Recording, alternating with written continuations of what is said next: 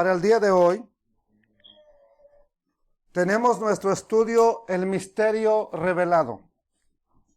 Maridos, esposos, amen a sus esposas.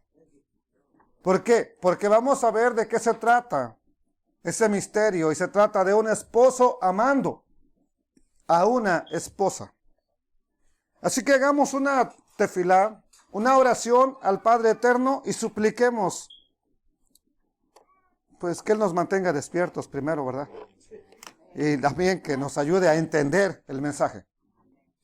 Bendito Padre que estás en los cielos, santo y glorioso es tu nombre. Bendito eres tú.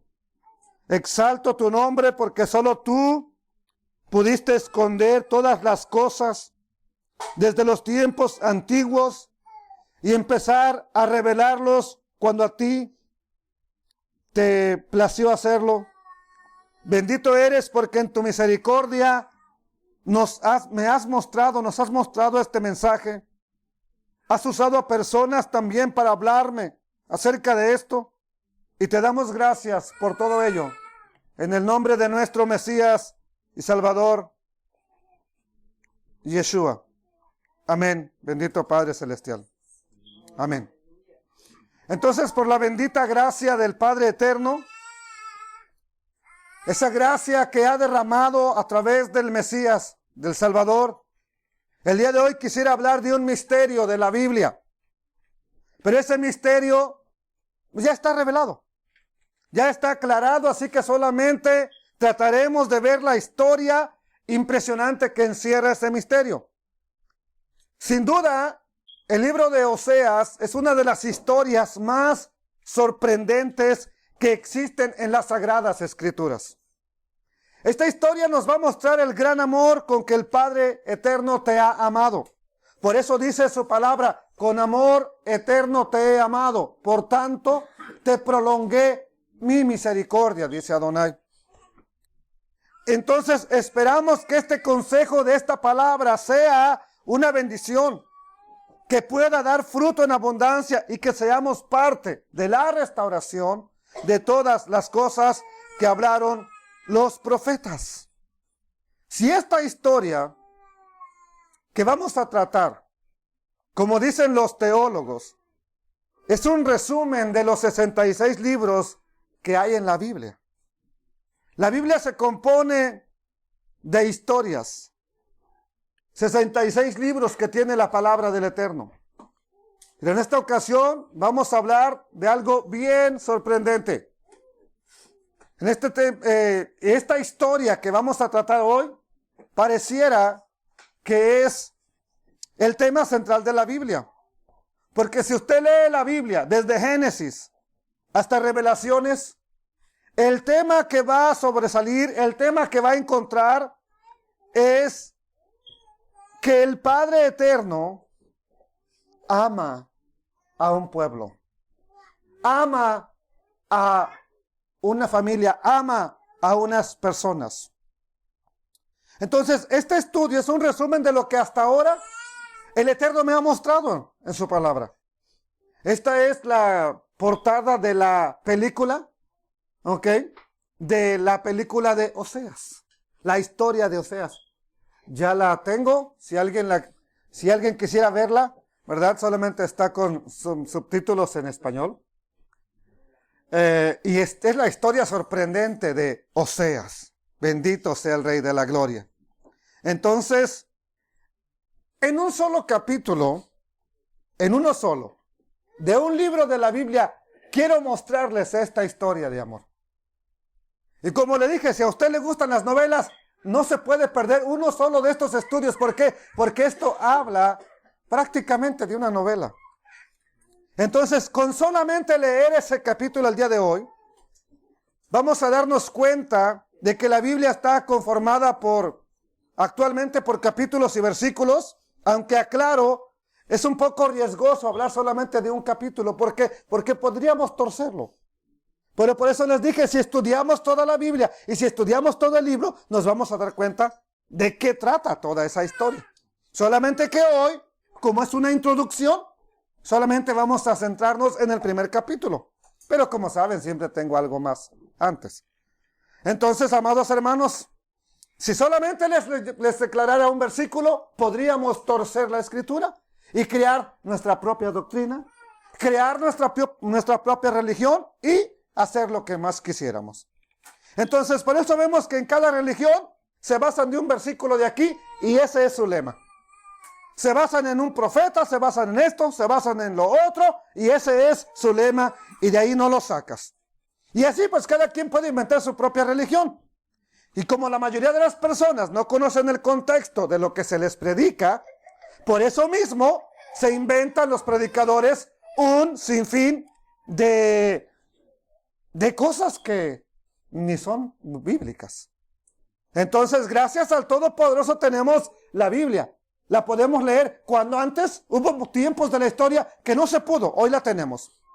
Si pudiéramos encontrar un capítulo donde estuviera resumida toda la Biblia, ese capítulo sería el primer capítulo del libro de Oseas. Hoy lo vamos a tratar de descifrar, pero antes vamos a ir con un hombre que le fue revelado un misterio. Y ese hombre se llama Pablo y vamos a ver la carta que él escribe a los Efesios, capítulo 5 y verso 21. Me ayudan a leerlo y dice, someteos unos a otros en el temor de Dios. O sea, usted no se va a someter a mí nada más porque, sí, todo lo que usted diga, pastor, todo lo que usted diga, rabino, todo lo que usted diga, hermano, todo lo que usted quiera, yo lo voy a hacer. No. En el temor de Dios. ¿Qué indica Dios? Que nos amemos, que nos respetemos. En ese respeto nos vamos a someter unos a otros. ¿Qué, hermano? ¿Levantó la mano? Ok. Verso 22. Las casadas. ¿Cuál es la ordenanza para las casadas? Estén sujetas a sus propios maridos, no al otro marido de la otra señora, a su propio marido, como están sometidas al Señor. ¿Ok? Porque quisiera ignorar esto, pero hay mujeres que están muy sometidas a Dios, pero no a su marido. Verso 23. Porque el marido es cabeza de la mujer. ¿Esto lo inventé yo? No. Ahora, maridos, aclaro. No se empiece a pavonear y a esponjar el pecho, porque ahorita viene lo suyo. Ok, no empiece a decir, ya ves vieja, te digo que aquí mis chicharrones tienen que tronar. No, tranquilo, espérate. Ahorita viene lo tuyo. El marido es cabeza de la mujer, así como Cristo es cabeza de la iglesia, la cual, la iglesia, es su cuerpo y Él es su Salvador. Verso 24. Así que, como la iglesia está sujeta a Cristo, así también las casadas lo estén a sus maridos en todo. ¿En todo qué?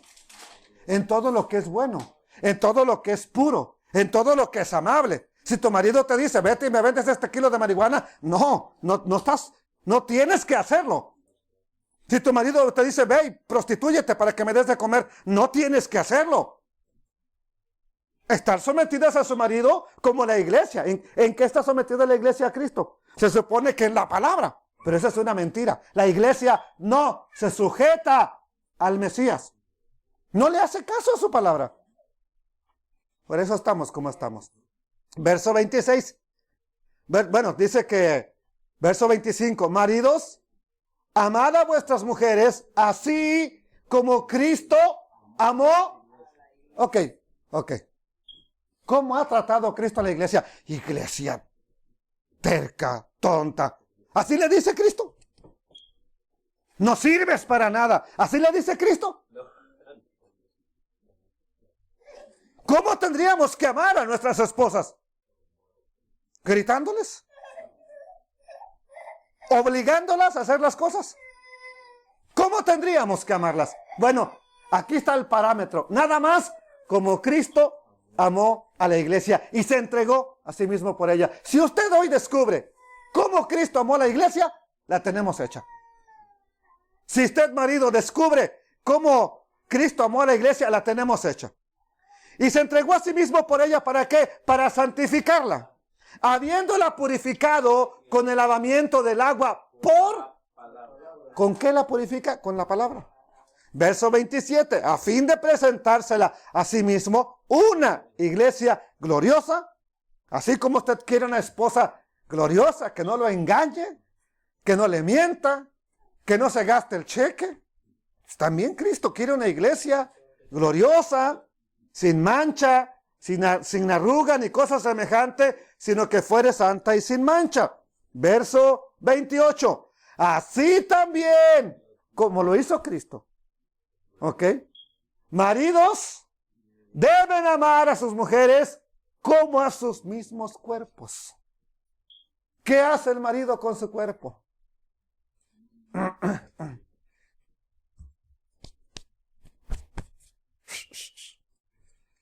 Su cuerpo sí lo cuida. La mujer, a maridos, amen a sus mujeres como a sus mismos cuerpos. El que ama a su mujer, a sí mismo se ama. Porque nadie aborreció jamás a su propia carne, sino que la sustenta y la cuida. Como también Cristo, el Mesías, Mashiach, lo hizo con la iglesia. Porque somos miembros de su cuerpo y carne de sus huesos. Verso 31. Por eso está escrito: por esto dejará el hombre a su padre y a su madre y se unirá a su mujer y los dos serán una sola carne. Verso 32, lo lee conmigo. Grande es este misterio. Punto y coma. Grande es este misterio. ¿Cómo debo de amar a mi esposa? Pues grande es este misterio. Y como no lo hemos entendido, por eso no la amamos. Grande es este misterio. Mas yo digo esto respecto de Cristo y la iglesia. O sea que aquí hay un misterio escondido. Y el misterio es que debemos de amar a las mujeres como Cristo amó a la iglesia. ¿Pero cómo? Y dice Pablo, grande es este misterio. Mas yo digo esto. Este es un misterio que tiene que ver con respecto al Mesías. ¿Y a quién más? Y la iglesia. Por lo demás, cada uno de vosotros ame también a su mujer como a sí mismo. Y la mujer respete a su marido. Aquí podemos ver que nos habla de un misterio. Y algo que nos dice la palabra es que los maridos debemos amar a nuestras esposas como lo hizo el Mesías con su iglesia. Así como el Mesías amó a su iglesia, ese es el parámetro, ese es el estándar, esa es la medida de cómo deberíamos de amar a nuestras esposas. Amarlas nada más y nada menos como Yeshua lo hizo contigo. Wow. Como con eso nos vamos a dar cuenta de que la mayor responsabilidad del éxito en el matrimonio no es de la mujer. No es de los hijos buenos. La mayor responsabilidad para que un matrimonio tenga éxito es del varón. La mayor responsabilidad recae en el hombre. Si desde niño no educa a sus hijos, no quiere hacerlo a los 20 años.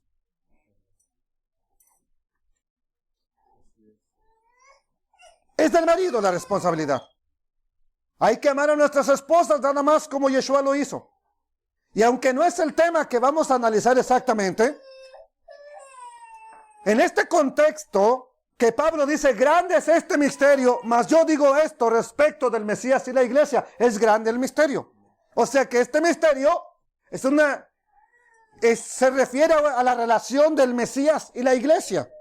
Y con esto nos vamos a dar cuenta entonces que el éxito del matrimonio está en descubrir cómo Cristo amó a su iglesia. Eso sería un éxito para nosotros. Sobre todo los matrimonios jóvenes y los que van a empezar. Sería bien maravilloso que descubrieran lo que nosotros llevamos años descubriendo. Sería bueno, por eso, señoritas que quieren tener novios paganos, tengan cuidado. Tengan cuidado porque no las van a poder amar conforme al parámetro del Mesías. Las van a amar conforme al parámetro del mundo. ¿Y qué enseña el mundo? Cásate ahorita, el año que viene te divorcias, pégale 2, 3 hijos y te vas y consíguete otra. Y eso es lo que enseña el mundo. Entonces tengamos mucho cuidado. Si como esposos descubrimos el misterio de ese amor del Mesías por su quejilá, por su iglesia, entonces ya sabremos cómo amar a nuestras esposas. Las señoritas ya sabrán cómo su marido las debe de amar. Pero si no conocemos el misterio del amor del Mesías, por su iglesia, entonces vamos a tratar de amarlas como el mundo nos enseña. Le vamos a preguntar a Google, Google, dime cómo amar a mi esposa, y te va a dar un sinfín de respuestas. Y vas a tratar de aplicarlas, pero son métodos mundanos. Son métodos del mundo. Hay un doctor psicólogo que escribió cómo amar verdaderamente a tu esposa, pero se ha divorciado 5 veces. ¿Tú crees que se tiene la palabra para decirme cómo amar? Si no sabe. Por eso se ha divorciado 5 veces. Y es psicólogo cristiano. Cuidado, no nos vaya a quemar, hija, no vaya a ser así para atrás y se queme. Entonces, nos podríamos pasar años buscando recetas de cómo amar a nuestro cónyuge. Y la Biblia ya me dice cómo amarla, solamente como el Mesías amó a su iglesia. Entonces, vamos a tratar de resolver este misterio. El misterio tiene que ver con un amor muy grande, que excede lo que Google diga, lo que YouTube diga, lo que los libros digan. Entonces, ya que la mayoría de personas cuando oyen el término iglesia, inmediatamente se imaginan un edificio, quiero aclararles, la iglesia, si así fuera, entonces quiere decir que Yeshua ama a todos los edificios que hay que se llaman iglesias. No, ¿a qué se refiere entonces con la iglesia? Se refiere a un grupo de personas que se congregan en un lugar y a eso se le llama iglesia. Ahora existen una enorme cantidad de iglesias. Iglesias católicas, iglesias de los mormones, iglesias de los testigos de Jehová, iglesias adventistas, iglesias cristianas, iglesias satánicas, por si no lo sabe. Entonces, ¿a cuál de esas iglesias amó Yeshua? Ahora está más duro el misterio. Antes siquiera había una nada más, era más fácil. Hoy hay miles de iglesias. ¿A cuál desde todas esas amó? Entonces el misterio se pone cada vez más difícil. Vamos a leer de nuevo el pasaje que me importa para ver si solamente leyendo entendemos un poco más de qué se trata. Porque el marido es cabeza de la mujer. Efesios 5:23. Así como el Mesías es cabeza de la iglesia y la iglesia es su cuerpo. Él es su Salvador. Así que como la iglesia está sometida, sumisa al Mesías, así también lo estén las casadas a sus maridos en todo. Maridos, amen a sus mujeres, a su esposa, cada quien, no amen a todas las mujeres, no, a su esposa, así como el Mesías amó a la iglesia y se entregó a sí mismo por ella. Ya conocemos que solamente hay una iglesia. Puede haber muchos nombres, pero iglesia solamente hay una. Hay un cuerpo, un Señor, un bautismo, ¿ok? Entonces ya sabemos que Yeshua amó a la iglesia. Y esa única iglesia, etimológicamente iglesia significa los llamados fuera. Y desde el principio de la historia, Dios llamó a un pueblo que estaba en Egipto, lo llamó fuera para adorarle, para servirle.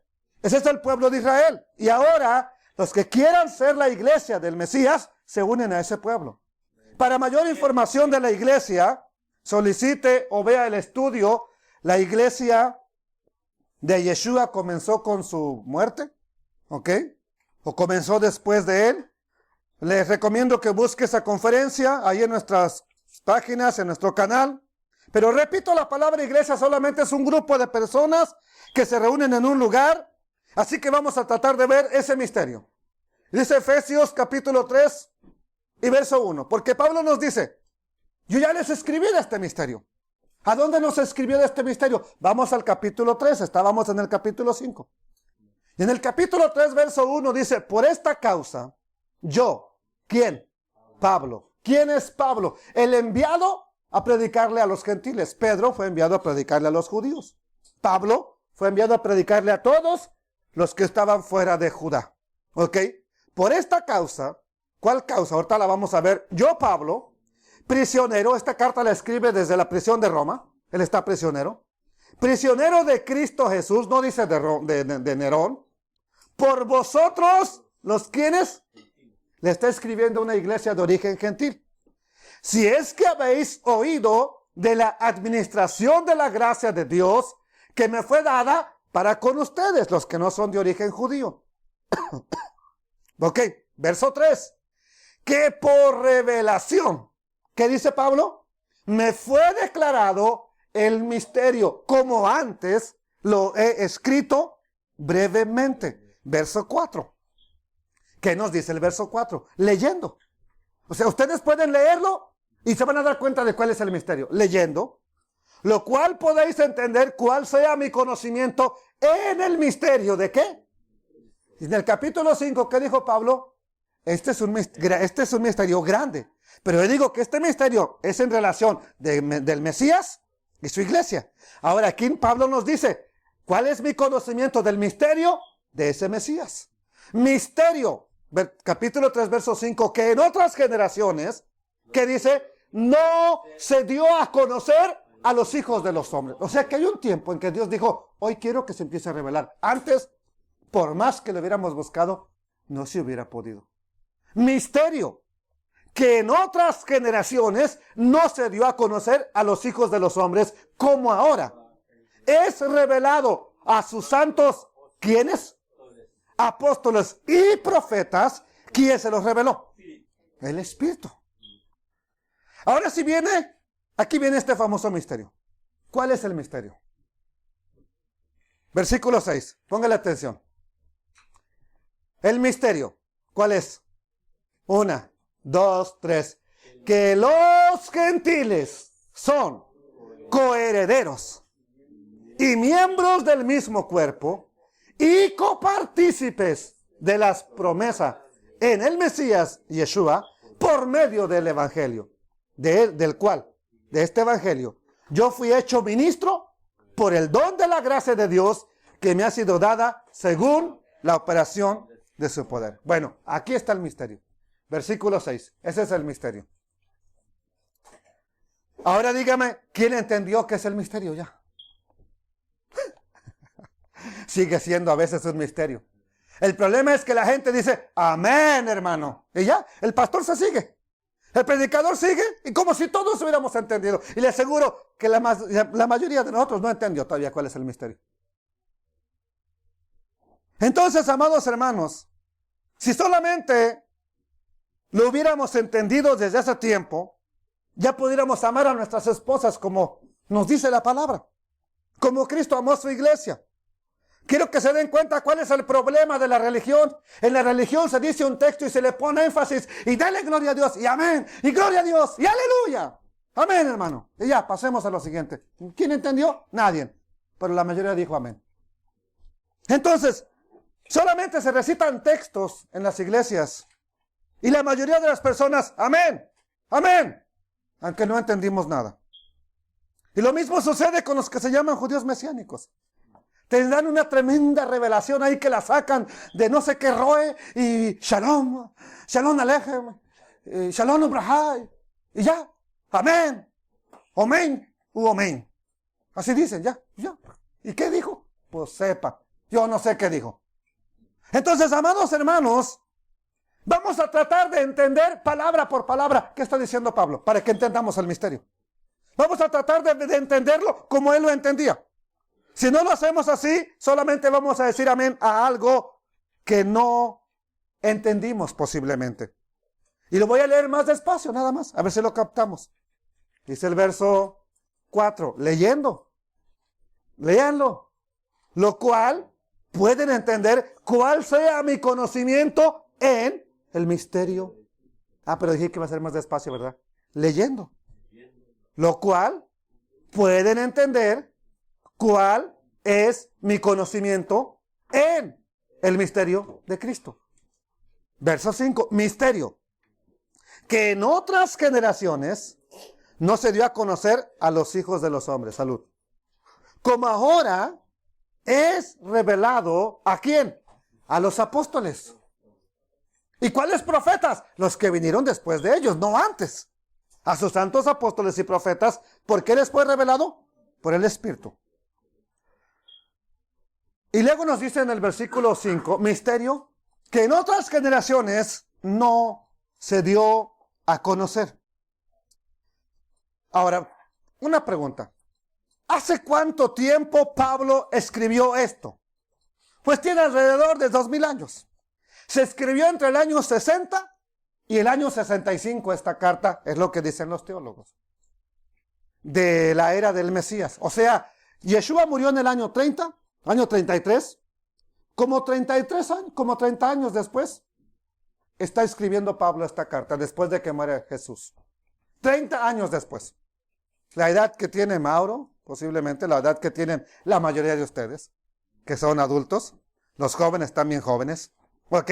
Entonces, en ese entonces Pablo dijo, misterio que en otras generaciones no se dio a conocer. ¿De qué generaciones está hablando Pablo? Pues de las generaciones que vivieron antes que él. Las generaciones pasadas de las que habla la Biblia. De los que tuvieron una revelación del Eterno, ¿ok? Nadie de esas generaciones pasadas, antes de que existieran los apóstoles, se les dio a conocer este misterio. Ninguno lo supo. Nadie lo entendió. ¿Ok? O sea que, ¿a quién tenemos? A ver, quiero estar seguros que entendemos generaciones pasadas. ¿Con quién empiezan las generaciones? Con Adán. ¿Adán conocería este misterio? Noé, Abraham, Isaac, Jacob, Daniel, David, Malaquías. A ninguno de ellos, Isaías, que escribió grandes cosas, Oseas, escribió una profecía tremenda, a él tampoco se le reveló este misterio. No se le dio a conocer. A todas esas generaciones pasadas, nadie de ellos tuvo la revelación, por más que lo hubieran querido. Este misterio que menciona Pablo, y este misterio no se dio a conocer a ningún profeta, a ningún patriarca, ningún siervo del Eterno le fue revelado esto. Verso 5, misterio que en otras generaciones no se dio a conocer a los hijos de los hombres. Ahora, como ahora es revelado en el tiempo de Pablo, desde ahí se empezó a revelar. Como ahora, en el tiempo de él. Año 60, año 65 que se escribe la carta. Ahora ha sido revelado a sus santos apóstoles y profetas por el Espíritu. Pablo dice ahora es su tiempo de él. Lo que escribieron los profetas que podían leer, ahora por fin estaba siendo revelado a los apóstoles y profetas por el Espíritu. ¿Quiénes son los apóstoles? Las 12 personas que Yeshua escogió para enseñarlos por 3 años y medio y enviarlos a predicar el mensaje que él quería. Entonces desde ahí empieza la revelación con Yeshua, con Jesús, a sus discípulos. Entonces, amados hermanos, esto es muy importante porque el apóstol Pablo y los apóstoles se les había revelado este misterio que se empezó a desarrollar desde mucho tiempo antes. Y nos dice la palabra, misterio que en otras generaciones no se dio a conocer, ahora ha sido revelado. Y este misterio, verso 6, ¿cuál es? Que los gentiles son coherederos. Aquí, dije que vamos a ir palabra por palabra. ¿Qué es coherederos? Es lo primero que vamos a tratar de entender, porque este es el misterio. Misterio no se había dado a conocer. Ahora ya se dio a conocer, pero este es el misterio. ¿Cuál es el misterio? Que los gentiles son coherederos. Ahí, vamos a pararle ahí. ¿Qué es coheredero? Vamos a analizar primero qué es gentil. ¿Qué es gentil? Muchos dicen que es una persona amable, que es una persona noble, que es una persona amigable. Eso es gentil en el término actual. Pero gentil en el término bíblico es un pagano, es un idólatra. Alguien que nació sin Dios, sin esperanza, alguien que nació sin la palabra de Dios, para que me entienda, sin una religión, para que, ¿cómo lo podríamos entender en el día de hoy? ¿Ok? Entonces, y esa palabra gentil es la palabra goy, singular, goyim, para referirse a todo extranjero que no tiene la ciudadanía de Israel, que no tiene parte ni herencia con el pueblo de Israel. Ese es un gentil, para que me entienda, un no judío. Hasta el día de hoy, en Israel, un goy o un goyim, o los goyim son personas que no son ciudadanas de Israel. Entonces, que no es parte del pueblo de Israel. Y con esto que estamos viendo, vamos a ir entendiendo entonces el amor de Yeshua por su iglesia. Y el punto principal del asunto es que vamos a descubrir qué más nos dice la Biblia. La Biblia, de Génesis a Revelaciones, nos habla de una familia. Nos habla de la familia de Abraham, del pueblo de Israel. Ellos son el pueblo escogido, todos los demás serían los gentiles que menciona la Biblia. Son los extranjeros que estaban lejos de los pactos, lejos de la ciudadanía de Israel, lejos de las promesas. Por eso al Dios de la Biblia se le conoce como el Dios de Israel. Por eso. Al Dios de la Biblia se le conoce como el Dios de los hebreos, porque es el Dios de ese pueblo. Con ellos comienza todo. Entonces, amados hermanos, es el Dios también de Abraham, el Dios de Isaac, el Dios de Jacob. Pero ese Dios de los hebreos prometió que un día establecería un reino que traería la paz a todo el mundo. Y ese reino sería un reino eterno. Y ese reino se iba a establecer, por supuesto, a través de un rey que estuviera aquí en la tierra. Que a la vez ese rey iba a gobernar tanto a la nación de Israel como a todo el mundo. Ahora, ¿de qué dinastía o de quién desciende ese rey que va a traer la paz mundial? ¿Desde quién desciende? ¿A quién se le dio la promesa? Tendrás un hijo que será rey sobre todo Israel y que gobernará para siempre. ¿A quién se le dio una promesa? Se me hace. A David, lo dijo la hermana.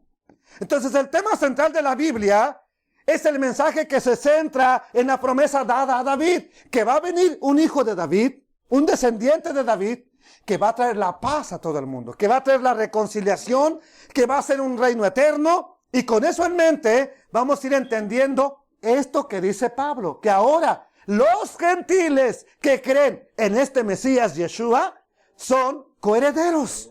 ¿Coherederos con quién? Vamos a verlo. Entonces, sabiendo esto, vamos a poder entender por qué Yeshua le decía a sus discípulos que lo que ellos estaban viendo la gente de antes no lo pudo ver, no lo pudo entender. ¿Y cómo le decían a Jesús? En ese famoso Domingo de Ramos, que conoce la gente, las iglesias lo conocen como el Domingo de Ramos, ¿cómo le decían? ¿Cómo le gritaban a él? Vamos a verlo. Mateo capítulo 21, verso 8. Y la multitud era muy numerosa. Tendían sus mantos en el camino. Otros cortaban ramas de los árboles, palmas, también dice otra versión. Y las tendían en el camino. Por eso se llama Domingo de Ramos, porque cortaban palmas. Hay muchas palmas en Israel. Y cortaban palmas y las tendían así para que pasara en el camino. Verso 9, capítulo 21 de Mateo. Y la gente que iba delante y la que iba detrás aclamaba. ¿Qué se aclamaba? Gritaba. Diciendo, Hosana, ¿al hijo de quién? ¿A quién le están gritando Hosana? A Jesús, a Yeshua. Hosana al hijo de David. Obviamente, no le gritaban Hosana, esta es una traducción. Ya les voy a decir cómo decía. ¿Y qué le gritaban? Bendito el que viene en el nombre del Señor. Este es el que viene a liberarnos. Este es el de la promesa. Oh, Hosana, Hosana. Este es el de la promesa. Este es el hijo de David. Hosana en las alturas. Cuando entró él en Jerusalén, toda la ciudad que se estremeció, se conmovió diciendo, ¿quién es este? Y la gente decía, este es Yeshua, el profeta de Nazaret de Galilea. Así que volviendo al misterio de Pablo, el misterio que le fue revelado a Pablo y que también le fue revelado a los apóstoles y profetas, es que los gentiles que ahora creen en este Yeshua son coherederos con aquellos que le gritaron Hosana. Les dije que Hosana es la traducción. Ellos le gritaban Oshia. No, lo vamos a ver más adelante. Ahorita me voy rápido. Entonces, ahora, ¿cuál es el misterio? Que esos que ponen su confianza en este hijo de David son coherederos con Israel.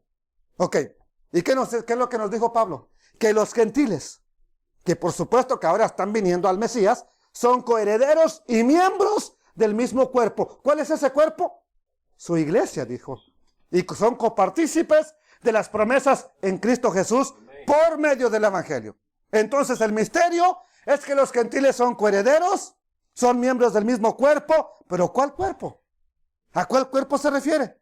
Pues el cuerpo de Cristo, que ya vimos en el capítulo 5 de Efesios, y el cuerpo es su iglesia. Entonces, amados hermanos, todos los que son creyentes en Yeshua, discípulos de Jesús, para que me entienda, son coherederos. Así que otra vez lo repetimos. El misterio es que los gentiles son coherederos y miembros del mismo cuerpo. Y si Yeshua es el rey de Israel, Él es el rey de los judíos, entonces todos los que somos seguidores de Él son coherederos y miembros también ¿de qué? De la nación de Israel. Por eso Pablo nos dice algo más en el texto que estamos descifrando, que los gentiles son coherederos y miembros del mismo cuerpo y copartícipes de la promesa en Cristo Jesús por medio del Evangelio. ¿Qué significa ahora copartícipe?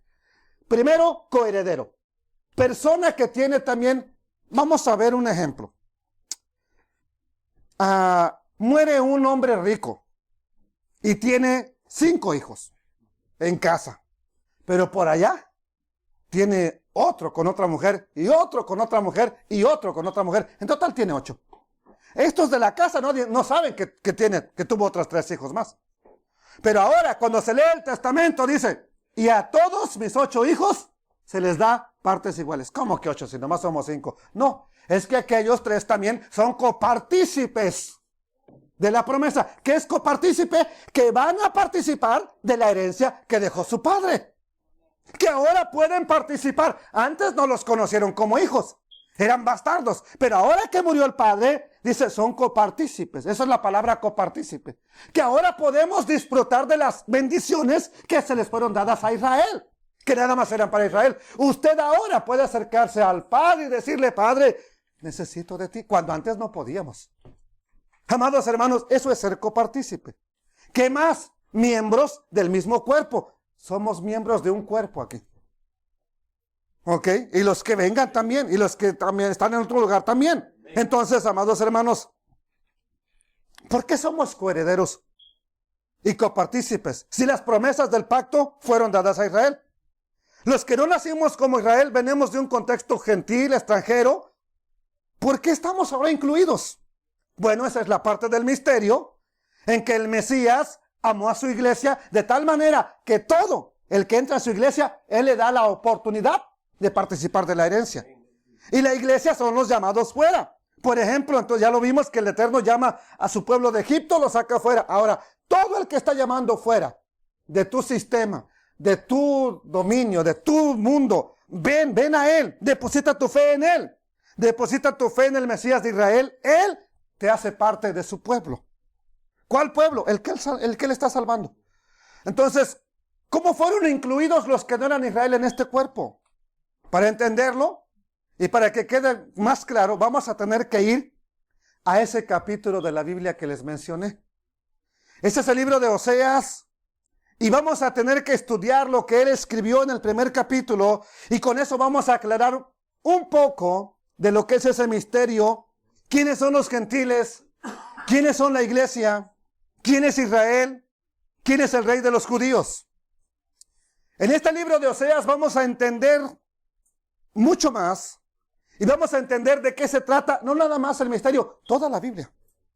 Y si en este día ustedes que me escuchan logran entender este mensaje, podría decirse que he logrado mi objetivo de predicarles hasta aquí todo el consejo de la palabra, porque en ese capítulo se resume toda la Biblia. Así que como les dije, vamos a tratar de entender ese misterio del amor del Mesías por una iglesia. Pero ese misterio ya estaba prefigurado, ya estaba enseñado en un hombre llamado Oseas, que le fue ordenado, ve y cásate con una mujer adúltera, que te va a engañar, que los hijos que vas a tener, quiero que sepas que no van a ser tuyos, y tienes que amarla. ¡Wow! Eso está tremendo, que a usted le hubieran dado esa misión. Piénselo. Entonces, recuerden el momento en que las multitudes le gritaban a Yeshua, ese famoso domingo de Ramos, Hoshiana, Hoshiana. Vamos a verlo como dice en hebreo, en el Shem Tov, en el buen nombre, ok, de Mateo, y dice, entonces Yehoshua envió a 2 de sus talmidim son discípulos, les dijo, vayan a la fortaleza que está enfrente a ustedes y enseguida encontrarán una asna y un burrito, desátenlos y tráiganmelos. Si un hombre les dice algo, díganle el Adón es el Señor en hebreo, los necesita y enseguida los dejará ir. Todo esto fue para confirmar la palabra que dijo el Naví, el profeta, dile a la hija de Sión, he aquí tu rey viene a ti, Sadik, justo, victorioso es él, humilde y montado sobre un burro, en un burrito, hijo de asna. Entonces fueron e hicieron tal como Yehoshua les había mandado. Le trajeron el asna y el burrito. Entonces Yehoshua se montó sobre ella, mientras otros ponían sobre ellos sus prendas y sus vestidos. Y entonces subieron a Jerusalén. Muchos tendían sus vestidos en el camino. Otros arreglaban ramas de los árboles y las arrojaban frente a él y detrás de él, proclamando y diciendo. ¿Qué es lo que decían? Aquí está lo que decían realmente en hebreo. Oshia na. Mashiach Yeshua ben David. Baruch haba Beshem, el nombre, el eterno, Adonai.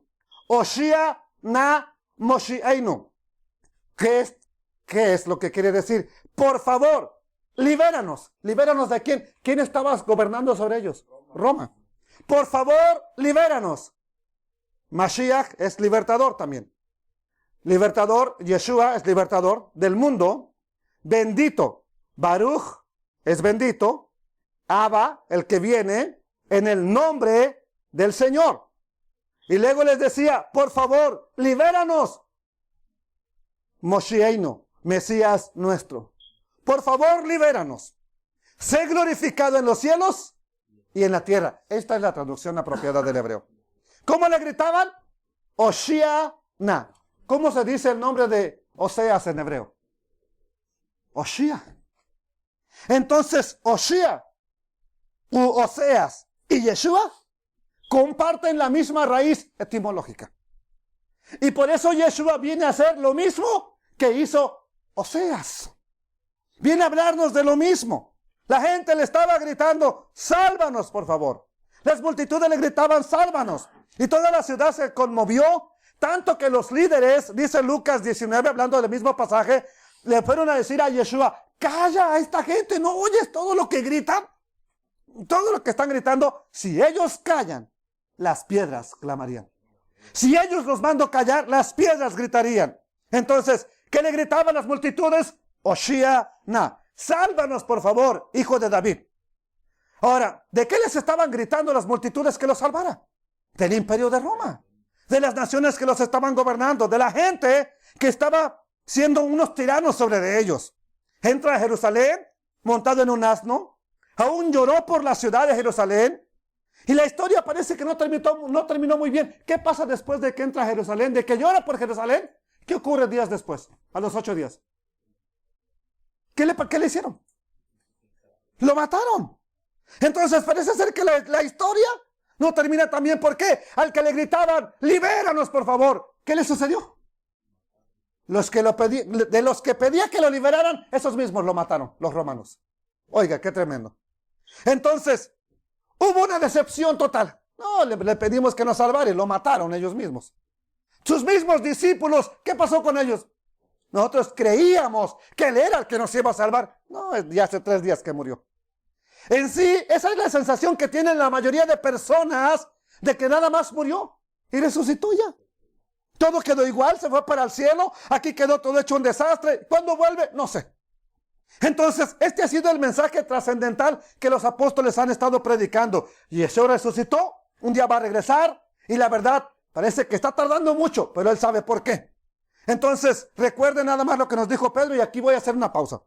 Pedro nos dijo, mas, oh amados, no ignoréis esto, porque hay gente que está diciendo que se tarda mucho, que para el Señor un día es como 1000 años, y 1000 años es como un día. El Señor no retarda su promesa, según algunos la tienen por tardanza. ¿Por qué no ha venido? Sino que es paciente para con nosotros, no queriendo que ninguno perezca. ¿Qué es lo que quiere entonces? Que todos se arrepientan, que todos procedan al arrepentimiento. Pero el día del Señor vendrá como ladrón en la noche, en el cual los cielos pasarán con grande estruendo, y los elementos ardiendo serán deshechos, y la tierra y las obras que en ellas hay serán quemadas. Nosotros estamos viendo esta historia a 2000 años de distancia. La pregunta que les tengo es, ¿por qué se ha tardado tanto Yeshua en regresar? ¿Por qué? Y cuando regrese, según los profetas, ¿a qué va a regresar? ¿Y a dónde? Bueno, primero, ¿a dónde va a regresar? Específicamente, ¿a dónde? Al monte de los olivos. Y va a traer la Nueva Jerusalén. Ahí va a regresar. Si hoy regresara, no regresaría a Nueva York. No regresaría a otra gran ciudad, a Londres. ¿Y qué pasaría cuando Él regrese? Bueno, bien, ¿a qué viene? Viene a establecer esa paz. Viene a establecer su reino. Y se cumplirán así todas las profecías que hablan del Mesías, hijo de David. Pero la pregunta es, ¿dónde se origina esta historia? Oshiana. Oshiana, Mashiach ben David. ¿Dónde se origina esta historia? Entonces, como les digo, es bien importante la historia de Oseas. Y la hemos descuidado, casi no se enseña. Pero si entendemos lo que Adonai le pide a Oseas, vamos a entender lo que vino a hacer el Mesías. Vamos a entender la misión, porque la misión de los dos es la misma. Y recuerde que Osea y Yeshua tienen la misma raíz en su nombre, salvación. Significan lo mismo, salvación. Entonces cuando le gritaban, Osea, sálvanos, libéranos, ¿ok? Y Gomer es una palabra que vamos a aprender de qué se trata también. Entonces vamos a la misión que se le encomendó al profeta, y este profeta vivió alrededor de 750 años antes del Mesías, de Cristo. Aproximadamente, no exactamente, ¿verdad? Fue un profeta que fue enviado a predicar un mensaje a lo que se conoce como las 10 tribus del norte, también conocidas como Israel, casa de Israel en la Biblia, o también se le conoce como Efraín. Esto ya después de que se había dividido el reino, las 12 tribus se dividieron. Esto sucedió con un nieto de David. Mientras David fue rey, las tribus estuvieron unidas. Vino Salomón y ese fue el clímax, la máxima grandeza de Israel. Sin embargo, Salomón se casó con muchas mujeres y esas mujeres inclinaron su corazón a la idolatría. Y como consecuencia de ello, el Eterno le dijo a Salomón que le iba a quitar el reino, que le iba a dividir el reino. Y le dijo, pero no lo voy a hacer en los días de tu vida. Lo voy a hacer en los días de tu hijo, por amor a David, mi siervo. Voy a dejarle una tribu. Entonces, eso sucede en el año 931. Se dividen. Antes del Mesías. El reino que estaba unido, el pueblo que salió unido de Egipto, por fin ahora, se dividen 930 años de que nazca el Mesías. Se dividen dos reinos, uno conocido como el reino del norte, a donde fue enviado a predicar Oseas, un reino que hasta ahorita no se sabe dónde está. Y el reino del sur, que son los judíos hasta el día de hoy, junto con Benjamín. A ese reino del norte fue gobernado por un rey llamado Jeroboam. El reino del sur fue gobernado por el hijo de Salomón llamado Roboam. En los días de estos dos hombres se divide el reino.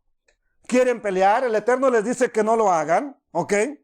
Entonces, ¿qué es lo que hizo este hombre, el primer rey de la casa de Israel? Pues hace cambios drásticos en contra de la palabra del Eterno, lo cual hace que caigan las maldiciones descritas en el libro de la Torá sobre de ellos, porque estaba escrito y lo conocían. Entonces, si alguien le quitaba o le añadía la palabra de Dios, amados hermanos, iba a venir juicio sobre su vida. Y eso es lo que hace Jeroboam, le quita la palabra, le añade a la palabra. Entonces, y empezó a transgredir la ley de Dios. Empezó a cometer pecado, porque el pecado es transgresión de la ley. Primera de Juan 3:4. Entonces, Jeroboam transgrede la Torá abiertamente y por eso le caen las maldiciones descritas en Deuteronomio 28. Entre esas maldiciones está una de que serían llevados al exilio. Veámosla. Deuteronomio 28, como les dije, las bendiciones y maldiciones, verso 45. Aquí ya le está diciendo, si tú no pones por obra la palabra, si tú te olvidas de la palabra, van a venir esto y esto. Y entre esas maldiciones está esta. Vendrán sobre ti todas estas maldiciones y te perseguirán. y te alcanzarán hasta que perezcas, por cuanto no habrás atendido a la voz del Eterno tu Dios, para guardar sus mandamientos y sus estatutos que Él te mandó. Y serán en ti por señal y por milagro, por maravilla, en tu descendencia para siempre. ¿Por qué? Por cuanto no serviste al Eterno tu Dios, ¿con qué? Con alegría y con gozo. No se trata de ir a una iglesia, hermanos. La gente va a una iglesia a veces por costumbre. No se trata de ir a una iglesia. Váyase a gozar, vaya a regocijarse, si va a ir, por lo menos vaya con gozo. Eso es lo que dice la Escritura. Porque vienen maldiciones por no servirle con gozo de corazón, por la abundancia de todas las cosas que te ha dado, por supuesto. Servirás, o sea, como no quieres servirlo a Él con gozo, con alegría, servirás por tanto a tus enemigos que enviare el Eterno contra ti. Vas a tener hambre, vas a tener sed, vas a tener desnudez, con falta de todas las cosas. Oiga, esto está tremendo. Y Él pondrá yugo de hierro sobre tu cuello hasta destruirte. Verso 49. Y el Eterno traerá contra ti una nación de lejos, del extremo de la tierra, que vuele como águila. O sea, van a llegar rápido a tomarte preso. Nación cuya lengua no entiendas. Gente fiera de rostro, que no tendrá respeto al anciano, ni perdonará al niño. Esto que acabamos de leer está a punto de suceder precisamente en la época de Oseas. Esto que estamos leyendo se va a cumplir en la época de Oseas. Es aproximadamente el año 750, así que 30 años antes, cuando se cumple esto, 30 años antes de que el reino de Asiria conquistara a los israelitas del norte, Dios les envía un ultimátum, como se dice. El último mensaje, un mensaje final a través de ¿quién? De Oseas. Este mensaje final es para que se arrepientan, para que regresen a la Torá, porque si no, vendrá la vara que el Eterno ha preparado y castigará a su pueblo. Pero como Dios es grande en misericordia, aún ese juicio, aún esa advertencia final, es una bendición para este pueblo. Vuélvanse. ¿Y a quién va a usar? A Oseas. Y dice la palabra en Oseas capítulo 1, verso 1, palabra del Eterno que vino a Oshia, a Oseas. ¿Qué significa Oseas? Que vino a salvación. ¿Quién es Oseas? Oseas o Oshia es hijo de Beeri. Y esta palabra que vino a Oseas ocurrió en los días del rey Usías, del rey Jotam, del rey Acaz y del rey Ezequías. 4 reyes. ¿De cuál casa? De la casa de Judá.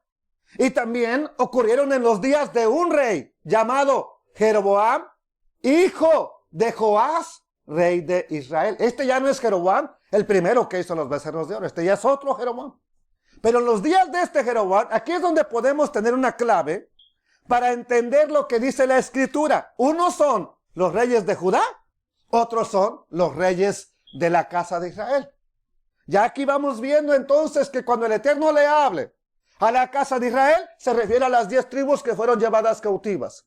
Cuando el Eterno le hable a la casa de Judá, se refiere a lo que hoy se conoce como los judíos, que todavía están en pie. Bendito sea el Eterno. Entonces, amados hermanos, los reyes de Israel son los reyes que gobernaron sobre las 10 tribus, que ahorita están perdidas, y ese reino se le llama Casa de Israel. Recuerda entonces que desde el año 931, antes del Mesías, el reino que era de Israel se dividió. Desde entonces hay que tener presente esto que les acabo de mencionar. Este es el mensaje que se le da a Oseas. Versículo 2.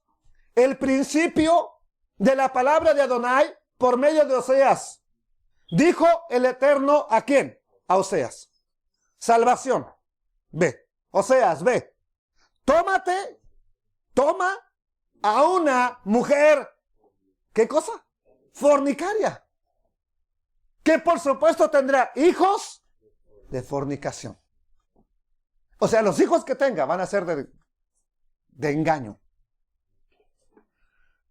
¿Por qué? ¿Por qué el Eterno le da esta orden a Oseas, hermanos? Bueno, aquí está. Porque la tierra fornica. La tierra es un ejemplo de esta mujer. La tierra fornica apartándose ¿de quién? Del Eterno. Fue pues y tomó a Gomer, terminación, consumación. Eso es lo que grita Yeshua, Jesús, cuando muere. Gomer. Porque él hablaba en hebreo. Consumado es. Terminado es. ¿Quién era esta Gomer? Era hija de Diblaim, la cual concibió y dio a luz un hijo. Ok, vamos a definir esto. Esta es la misión que le entrega el Eterno a Oseas. Ve, tómate una mujer que ves que es de la vida alegre, que le encanta andar con uno y con otro, y vas a tener hijos que son hijos de fornicación. ¿Por qué razón? Porque la tierra fornica apartándose del Eterno. Así que esta es la orden: cásate con una mujer fornicaria, vas a tener hijos que son producto de esa fornicación. En palabras sencillas, cásate con una mujer que te va a ser infiel. ¿Quién de nosotros le haría caso al Eterno si nos dijera eso? Piensa en toda la familia de Oseas. ¿Qué dijeron de este hombre? ¿Qué tienes en la cabeza? Es que el Eterno me dijo. ¿Cómo te va a decir? Pues sí. Y los hijos que tenga Oseas van a ser hijos de fornicación. O sea, esta mujer va a tener hijos que no van a ser tuyos y tú los tienes que mantener. Piensa por un momento en esa ordenanza, hermanos. Esos hijos serán de los amantes que ella tenga. Esos hijos serán de otros hombres. Entonces, amados hermanos, para que vea que la misión de un profeta no es tan fácil como pensamos. Queremos ser profetas, pero bueno, no es tan fácil. Entonces, nos habla proféticamente de la misión del Mesías. Ahora, quiero que note una cosa. Principio de la palabra que vino a Oseas, ¿ok? Y le dijo el Eterno por medio de esta palabra: tómate una mujer fornicaria, porque la tierra fornica apartándose del Eterno. ¿Cuál tierra? ¿De qué tierra está hablando que esa tierra está fornicando? ¿A qué tierra se refiere? A la tierra del norte de Israel. Esa tierra estaba fornicando, estaba en adulterio. A esas 10 tribus a donde fue enviado Oseas, esa es la tierra que estaba apartándose del Eterno. Tenían a su Dios, pero adoraban otros dioses. Ok, quiero que te cases con una mujer que es adúltera. ¿Para qué? Para que le enseñes a mi pueblo. Entonces, se refiere a los habitantes de la casa de Israel que estaban apartándose del Eterno. ¿Y qué quiere decir esto? Bueno, hay una alegoría de que Dios muestra en la Biblia desde la época de Moisés. Cuando los lleva al monte Sinaí, ahí se llevó a cabo prácticamente, simbólicamente, una boda. Cuando el Eterno le entrega las tablas del pacto a Israel, eso es el contrato de boda. Se los entrega a la nación de Israel. Adonai los sacó de Egipto, los lleva al monte Sinaí, y al entregarle las tablas, eso es lo que se conoce como una boda hebrea, para que me entiendan. Ya todos saben qué contenían las tablas del pacto. No tendrás dioses ajenos. Yo seré tu único Dios. No se hagan imagen de nada que está arriba en los cielos, ni abajo en la tierra, ni en las aguas, ni debajo de las aguas. Eso era prácticamente la alianza, eso es el pacto. Pero tristemente, en el mismo tiempo que estaba siendo dada esa alianza, en pleno pacto fueron rebeldes nuestro pueblo fue rebelde, hicieron un becerro de oro, y desde ese momento, desde ahí, empezaron a ser infieles, desde ahí, todos. De ahí siguieron en un desenfreno hasta que llega el tiempo de Oseas, y en el tiempo de Oseas ya están en un desenfreno total. Es como el que empieza tomándose una cervecita, 2, un 6, un 6, un 12, cuando ya después no pueden, ya no lo paras ni con un barril. ¿Sí? Ya es un desenfreno total. Es exactamente lo que está haciendo la casa de Israel, adorando, no a un becerro ahora. Ahora tienen 2, uno en cada parte del territorio de Israel. Adorando a la diosa Astarte, adorando a Baal, adorando a un montón de dioses falsos. Pero al Dios que los sacó de Egipto, al Dios que le hizo milagros en sus vidas, que hizo maravillas, ya no lo tomaban en cuenta. Fue entonces que Dios le da esta misión a Oseas para representar que el Eterno lo que él estaba sintiendo con respecto a su pueblo. Oseas, tú vas a sentir lo que yo siento. Oseas, tú vas a sentir lo que a mí me está pasando en mi corazón. Y piense cómo se sentía Oseas cuando llegaba y estoy embarazada y sabía que no era de él. Porque el Eterno le advirtió, no van a ser tuyos.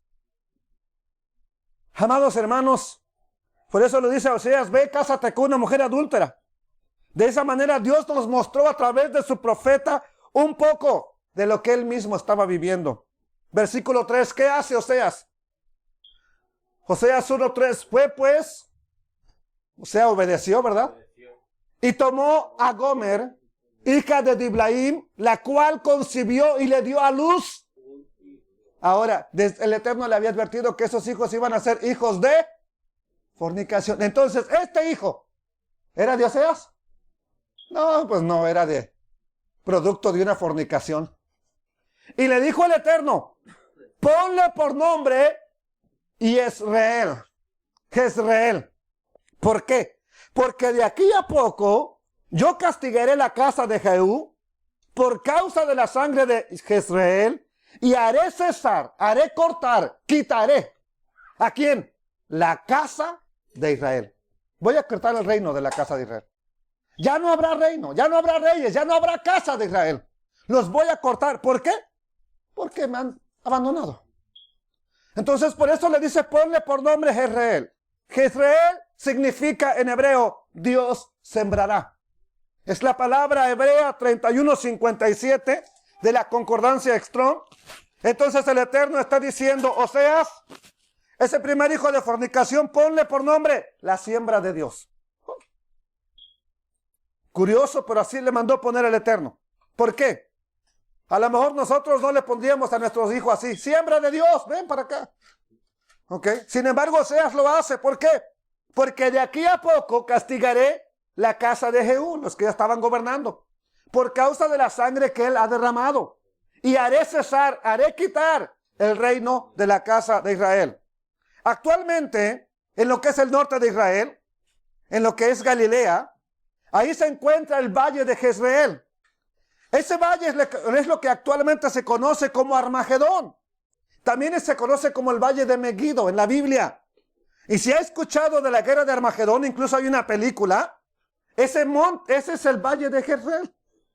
Ahí el Eterno le está dando una profecía y dice Revelaciones, donde se encuentra Armagedón. 16:15, he aquí, yo vengo como ladrón, bienaventurado el que vela y guarda sus ropas para que no ande desnudo y vean su vergüenza. Verso 16, y los reunió en el lugar que en hebreo se llama Armagedón. Los teólogos dicen que esta es la tercera guerra mundial. Aquí se va a acabar prácticamente todo.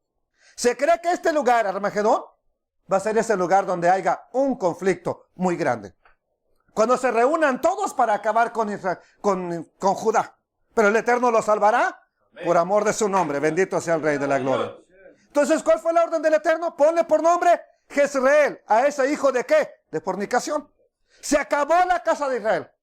Se acabó el reino del norte. Los voy a sembrar. Los voy a llevar a cada país lejos de aquí y los voy a ir sembrando. En cada país, en cada pueblo, los voy a ir sembrando. Voy a dejar unos aquí, otros allá y así los voy a ir sembrando. Sembraré el reino del norte en todas las naciones. Por eso Oseas le pone al niño Jezreel. En la Biblia, Dios a veces compara, muchas de las veces compara al hombre con árboles. Árboles buenos, árboles malos. Árbol que da buen fruto, árbol que da mal fruto. Entonces, dice el Eterno, voy a sembrar a mi pueblo, a los hijos de Israel, a la casa del norte. Por eso le dice, ponle por nombre la siembra de Dios. Porque eso va a servir para que Dios siembre a su pueblo en todas las naciones. Oseas le obedece, se casa con la hija de Diblaim, ¿verdad se llama? Ok. Y luego de que tuvo a Jezreel, ¿qué pasó? Oseas 1:6. Nada más tuvo a Jezreel. ¿Y qué dice? Concibió ella otra vez y ahora dio a luz una hija. Y le dijo Dios, ponle por nombre Lo Ruhamá. Lo es no en hebreo. Lo es no. Ken es sí. Ya cuando vaya un día a Israel, por lo menos ya sabe decir no. Lo. ¿Y Ruhamá qué es? Ruhamá es compadecida. Entonces, ¿qué sería lo Ruhamá? No compadecida. Ya no me voy a compadecer más de este pueblo. Me he compadecido desde que lo saqué de Egipto. Me han estado adorando dioses falsos. Han estado adorando imágenes. Ya, se acabó mi paciencia. Lo Ruhamá. ¿Por qué? Porque no me compadeceré más de la casa de ¿quién? De Israel. No de todos los judíos, de la casa de Israel. Sino que los quitaré del todo, dice el Eterno. Lo Ruhamá.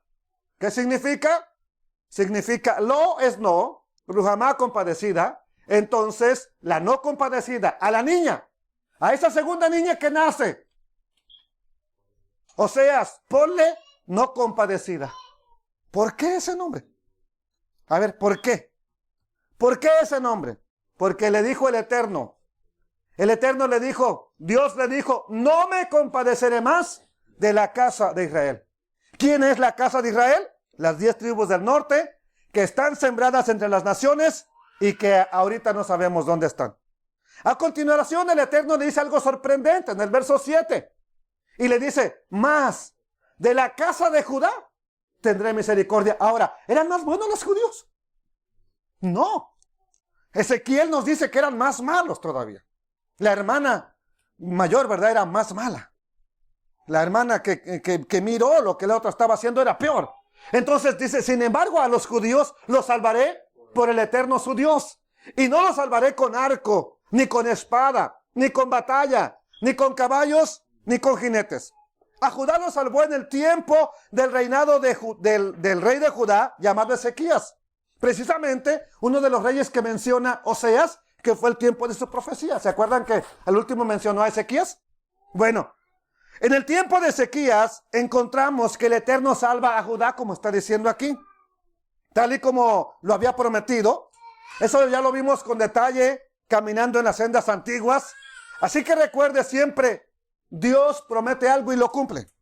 La prueba es que 30 años después de que se le hace el llamado a Oseas, se cumplió esta profecía de que la casa de Israel fuera llevada cautiva año 722 antes del Mesías.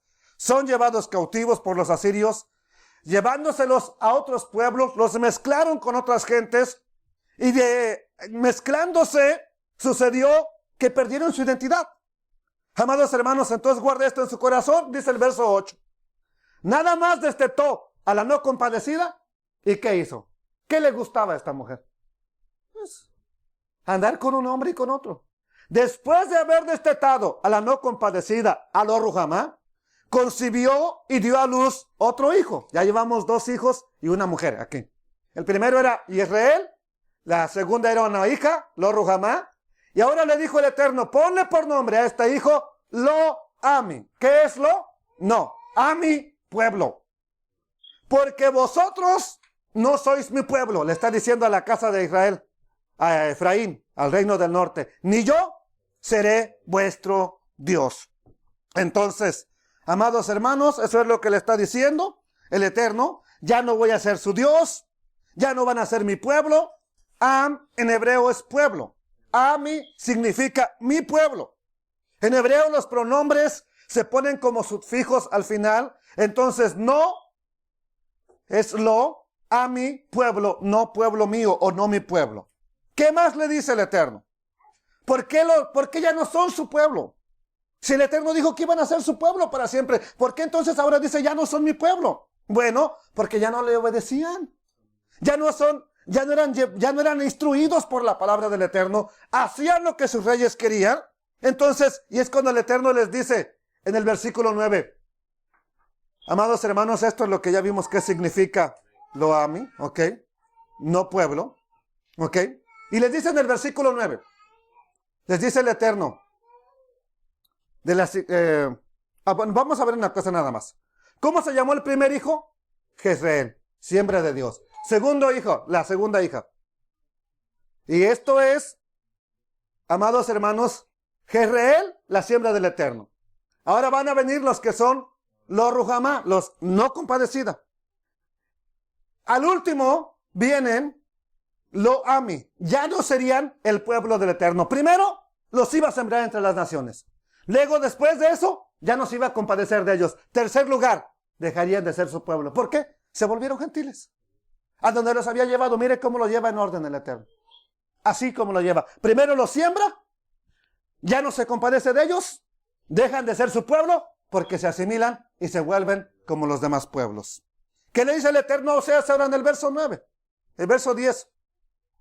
Yo no tengo el verso 9. Así le dijo, ponle por nombre Lo Ami, porque ya no serán mi pueblo.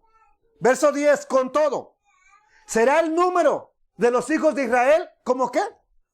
Como la arena del mar. Aunque se lleve, aunque lo siembren todas las naciones, ese Israel va a ser enorme. Va a ser grande ese Israel. ¿Serán cómo? Como la arena del mar, que no se puede medir ni contar, y en el lugar donde les fue dicho, ustedes no son pueblo mío, en ese mismo lugar les volverán a decir, ustedes son hijos del Dios viviente. En el mismo lugar donde un día se les dijo, ustedes ya no son pueblo del Dios eterno. A ustedes ya no son pueblo del Eterno. En ese mismo lugar, un día, el Eterno los volverá a reunir y les volverá a decir, ¿saben qué? Ustedes estaban perdidos. Ustedes estaban sembrados entre las naciones, pero ustedes son hijos del Dios viviente.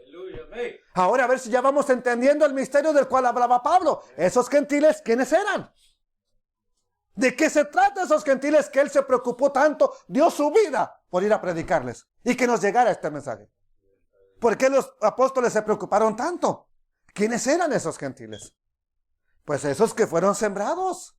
Esos que se les dijo ya no son mi pueblo. Entonces, amados hermanos, ahora viene algo sorprendente. Si el Eterno dice que se les volverá a decir, ustedes son hijos del Dios viviente, eso significa que un día los volverá a regresar a su tierra, ¿sí o no? Un día los volverá a tener ahí. Y un día serán traídos de donde fueron llevados. Y ahora viene lo sorprendente. Cuando eso ocurra, cuando regrese Israel, cuando regresen las 10 tribus, ¿qué va a suceder? Y se congregarán. Cuando el Eterno los vuelva a llamar y les diga, ustedes son hijos del Dios viviente, ¿qué va a suceder? Se congregarán los hijos de Judá. ¿Y quién más? Y los hijos de Israel. Pero los de Israel están perdidos. Entonces, ¿cómo los va a congregar? Ahora entienden por qué Judá no quiere creer que Yeshua sea el Mesías. Porque no ha hecho esto, congregar a los hijos de Judá y congregar a los hijos de Israel. Y nombrarán, ¿qué cosa? Un solo jefe. Y subirán de la tierra, porque el día de la siembra del Eterno será muy grande. Van a subir de donde estén. Ahorita hay alrededor de 18 millones de judíos. La población mundial es 7,000 millones de personas. Eso es lo que somos aproximadamente. O sea que los judíos no son ni siquiera el 1% de la población mundial. Pero ¿qué le prometió el Eterno a nuestro padre Abraham cuando lo llevó afuera de su tienda? Y le dijo, mira las estrellas. Cuéntalas si las puedes contar. Tu descendencia será como las estrellas en multitud. Si no es ni el 1% el pueblo del Eterno ahorita, ¿cómo entonces va a cumplir esa promesa, Adonai? A ver. Le dijo, en ti serán benditas todas las naciones de la tierra. Todas las familias de la tierra serán benditas. A Jacob le dijo, tu descendencia será como la arena del mar. Aquí en Oseas dice, Israel será como la arena del mar. Entonces, amados hermanos, aquí solamente hay dos cosas. O el Eterno engañó a Abraham, ¿ok? O es una verdad y le dio una promesa y vamos a ver qué sucede. Solamente hay dos posibilidades. Una, Dios nos ha mentido siempre y todo lo que dice la Biblia es puro engaño. Ya no hay que creer nada de lo que diga la Biblia porque no se cumplió la promesa que le dio a su amigo Abraham. Dice la Biblia que Abraham era su amigo. Y le prometió diciéndole, tu descendencia será incontable. Son 18 millones, no es nada comparado con la población mundial que hay actualmente.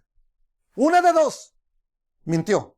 Dos, si nosotros conocemos la historia del pueblo hebreo, sabemos que los judíos solo es una de las tribus de Israel y a lo mucho 2 tribus, porque se unieron con Benjamín y ellos no fueron conquistados por los asirios. Ellos no fueron asimilados por los asirios, un tiempo fueron conquistados por Babilonia durante 70 años, pero ellos regresaron. Y hasta el día de hoy permanecen, se han mantenido medio fieles o fieles, ¿verdad? Y son 18 millones. y se llaman judíos el día de hoy, los que regresaron. Pero ¿dónde están todos los demás que eran 10 tribus? Estas nada más son 2. ¿Dónde están todos los demás? La pregunta es, ¿dónde están esos descendientes biológicos de las 10 tribus del norte?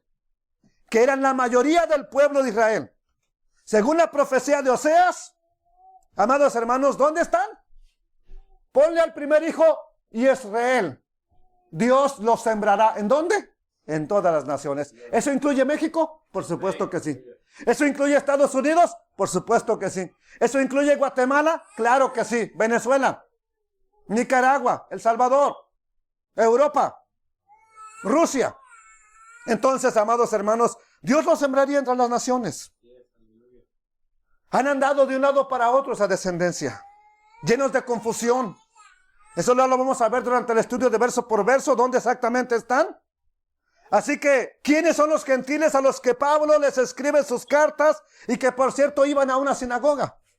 Esos gentiles a los que Pablo les escribe son los filipenses, los romanos, los corintios, los gálatas, los tesalonicenses, que Pablo dice son coherederos del mismo pueblo, miembros del mismo cuerpo, y este es el misterio que no se había dado a conocer, pero que ahora es dado a conocer. Los gentiles son un solo cuerpo, un solo pueblo del Señor. No hay 2 pueblos, no hay 3 pueblos, hay un solo pueblo del Señor. Bendito sea el Rey de la Gloria. Y lo sorprendente es que en nuestro tiempo sería que esos mexicanos, esos hondureños, esos salvadoreños, esos anglosajones, prácticamente cualquier nación que está buscando y siguiendo a Yeshua, pertenece a Israel. Es parte de Israel. ¿Qué quiere decir esto? Estos son los coherederos. Y si son herederos, ellos son como la arena del mar. Ellos son los que son incontables. Judá se puede contar 18 millones, los demás. Miren, ¿cuántos millones de cristianos hay aproximadamente? De todas las denominaciones. 2,000 millones. Eso ya nos va dando un buen porcentaje. Casi la tercera parte de la población. Esos serían los hijos de Abraham. ¿Pero qué dice en el verso 11? Se congregarán los hijos de Judá. ¿Quién más? Los hijos de Israel, y nombrarán un solo jefe. Pregunta, aquí me detengo. ¿Quién será ese jefe que va a estar sobre ellos? ¿Quién es el jefe que va a reinar sobre ellos? Jesús, Yeshua. Bendito sea Adonai. O sea que al final de los tiempos se congregarán todos los israelitas junto con los hijos de Judá. ¿A dónde están ahorita esos descendientes de las 10 tribus? En todas las naciones. Cuando se vuelvan a juntar, nombrarán un solo jefe. Subirán de la tierra, porque el día de Jerred es grande. Este es un resumen entonces de toda la Biblia. ¿Qué va a suceder en Revelaciones cuando Yeshua regrese? Pues en ese momento los judíos lo van a reconocer y van a decir, este es el que no habíamos aceptado. Sí, ese es. Les va a abrir el entendimiento, les va a decir, yo soy el que ustedes han rechazado, yo soy el que ustedes han esperado por siglos. ¿Y qué va a pasar con la casa de Israel? Vuelvo a decirles, actualmente hay aproximadamente 2,000 millones de cristianos de todo el mundo. ¿Qué sucedería si todos ellos se entendieran hoy? Oye, somos uno con Israel. Somos esa descendencia de Abraham. Somos esos gentiles que son coherederos. ¿Qué sucedería? Oiga, pues añádale a 2,000 millones, 18 millones. Ahora sí somos un buen porcentaje. Ahora sí. Entonces el jefe va a ser el hijo de David. Hoshiana, Yeshua ben David. Sálvanos, libéranos, hijo de David. Él va a ser el jefe, el que van a nombrar. Ahora sí, maridos, amen a sus esposas como el Mesías amó a esta gente. ¿Por qué se entregó? Por ellos.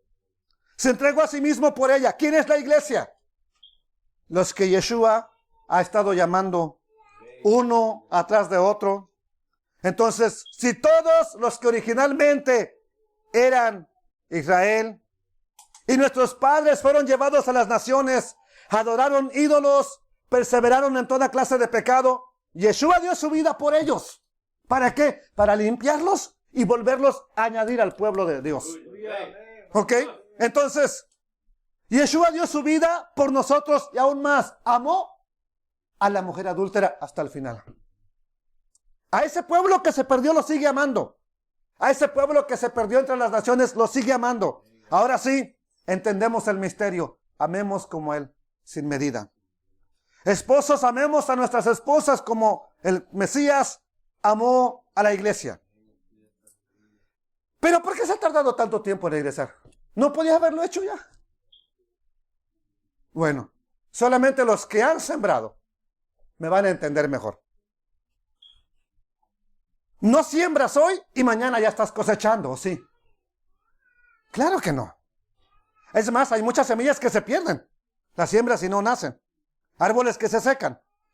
Entonces, el sembrador tiene que sembrar y esperar con paciencia primero que nazca la semilla. Que muera y que nazca. Que la semilla germine, que crezca la planta. Luego tiene que seguir esperando con paciencia para cuidarla, echarle abono, echarle fertilizante, quitarle las hierbas que la van a matar. Y entonces sí, esperar con paciencia a que dé fruto. Ahora, lo sorprendente es que un grano de maíz, por ejemplo, que tú siembres, si te da una mazorca, ¿cuántos granos traerá esa mazorca? Ese elote. 100 por lo menos. Por lo menos 100. Yo creo que sí. Puede que más de 100, pero vamos a ponerle 100. Vámonos a ir en un número considerable. Por cada uno. Ahora piense por cada hebreo que fue sembrado entre las naciones. Por cada israelita. Amados hermanos, y se mezclaron en el mundo. Entonces la pregunta es, ¿por qué ha tardado tanto en regresar? Bueno, se toma tiempo en que la semilla se disperse. ¿Cómo siembra Dios plantas en otro lugar? Viene un pájaro, se come el fruto, se come la semilla, vuela el pájaro para otro lugar, migra, allá hace del baño, allá saca la semilla que se tragó y cae en la tierra, se siembra. Ahí vuelve a nacer otro arbolito, llega otro pájaro y se la lleva a otro lugar, a otro país. ¿Cuánto tiempo tarda? Toma tiempo eso. No es de la noche a la mañana. Amados hermanos, entonces tardó años en traducirse la Biblia. Tardó años en que esto que aprendemos ahora se llevara a cabo, en que la Biblia se editara, se tradujera a los países a los idiomas del mundo. El primer libro que se distribuye masivamente es la Biblia, cuando se tiene la imprenta de Gutenberg, como se conoce. El primer libro en distribuirse a nivel masivo fue la Biblia. Lo primero que hicieron fue una Biblia, bendito sea el Eterno. Pero ahora, eso era en el tiempo en que se inventó la imprenta. Ahora con la internet, dele clic nada más a Google y te saca el versículo, el capítulo que tú quieras, amado hermano. En cualquier versión, en cualquier idioma. Entonces, ¿por qué se ha tardado tanto Yeshua en regresar? Porque es todo un proceso. La siembra se tenía que llevar un tiempo largo en llevarlos hasta los rincones más lejos del mundo. Pero cuando sea el tiempo de la cosecha, cuando ya se cumplió la promesa dada a Abraham, ahora sí, tus hijos son incontables. Incontables porque ni siquiera sabemos dónde están. Pero son una cantidad enorme. Ahora sí, ahora que ya se cumple la promesa de que son como las estrellas en multitud, ahora que son como la arena del mar, ahora sí, que regresen. Y los hará volver a su tierra, al mismo lugar donde se les dijo, ustedes ya no son mi pueblo, lo ami, se les volverá a decir, ami, pueblo mío. Si hay una generación donde vemos que esto se está cumpliendo a pasos agigantados, esa generación es la nuestra. Y esta es la historia de amor más sorprendente que vamos a ir viendo paso por paso. Vamos a hacer una oración al Padre Eterno. Porque ya nos está mostrando quiénes son esos gentiles. A los que Pablo, a los que los apóstoles se refieren en sus cartas, a los que debatieron cómo admitirlos en ese pueblo. Porque Yeshua vino a derribar la pared intermedia que nos separaba y nos ha hecho un solo pueblo. Y escrito está que cuando vengan los hijos de Israel y vengan los hijos de Judá, se unan, vamos a tener un solo jefe, el que vino a salvarnos, el Mesías Yeshua, bendito su nombre. Papito, te damos gracias por este sublime amor que has tenido por este pueblo que está aquí. Te suplico y te digo, Oshiana, sálvanos, Salva a este remanente hoy de esta tormenta que se avecina. Somos como esa mujer adúltera que te falla a cada instante. Y solo podemos presentarnos con la ofrenda que hizo Yeshua para suplicarte. Por favor, enséñanos con el estudio de Oseas. Háblanos al corazón, así como dice tu palabra, que nos llevarás al desierto y hablarías a nuestro corazón. Háblanos a nuestro corazón. Enséñanos como nunca antes lo hayamos entendido. Este mensaje, este amor tan grande, este amor tan sublime, este amor tan eterno. Te damos gracias en el nombre del Mesías Yeshua. Amén, Señor bendito. Amén.